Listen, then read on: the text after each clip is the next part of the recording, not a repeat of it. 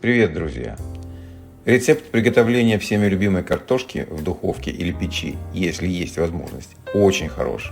Укладываем картофель в кастрюлю и заливаем холодной водой, так, чтобы клубни были полностью покрыты. Добавляем 3-4 лавровых листика и солим крупной солью по вкусу. Накрываем крышкой и доводим до кипения. Уменьшаем нагрев и бланшируем 10 минут до полуготовности картофеля. Достаем из воды и даем остыть, чтобы не обжигать руки.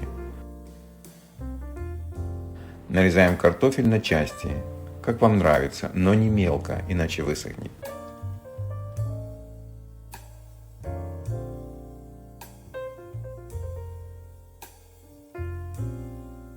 Поливаем растительным маслом, у меня оливковое. Поперчить и добавить паприки по вкусу.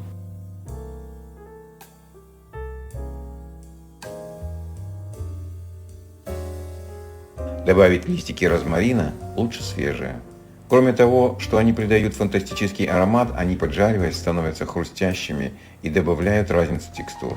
Хорошенько перемешать и выложить на противень кожицей вниз.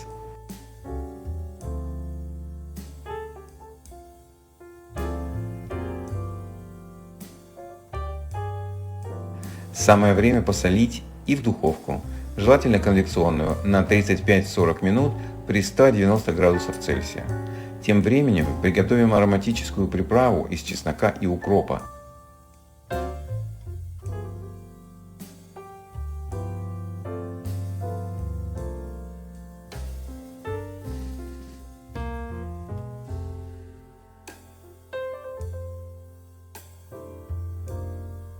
И нарежем помидоры, как освежающее дополнение поджаристому картофелю.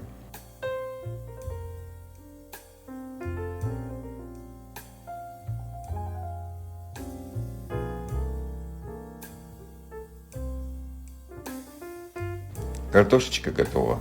Ее можно есть прямо так или использовать как гарнир. У меня завалялась парочка куриных ножек, но может быть все что угодно. Включаем фантазию и украшаем блюдо, как художник рисует на холсте. Приятного аппетита! Подписывайтесь для новых рецептов. До встречи на канале.